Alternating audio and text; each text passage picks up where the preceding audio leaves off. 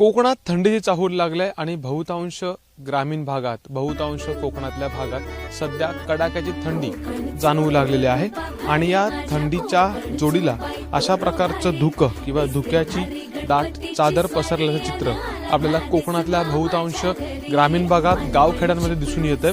अगदी ज्यावेळेला तुम्ही घाटमाथ्यानं प्रवास करता त्यावेळेला तुमच्या नजरेला अशा प्रकारचं दृश्य पडतं। एकंदरीत हे दृश्य विलोभनीय असं आहे आणि हे पाहिल्यानंतर स्वाभाविकपणे तुमची पावलं या ठिकाणी थबकतात। कोकणाचा एकंदर जर विचार केला तर बहुतांश भाग हा दुर्गम आहे। गावखेडी जी आहेत ती अगदी डोंगरदऱ्यांमध्ये वसलेली आहेत आणि त्या ठिकाणी तुम्हाला असंच चित्र दिसतं। अगदी सूर्य वरती आल्यानंतर देखील सकाळी उशिरापर्यंत अशा प्रकारचं चित्र असतं आणि ही दाट धुक्याची चादर तुमच्या मनाला कुठतरी मोहून टाकतं। कडाक्याची थंडी आहे आणि वातावरणातले हे बदल एकंदरीत सध्या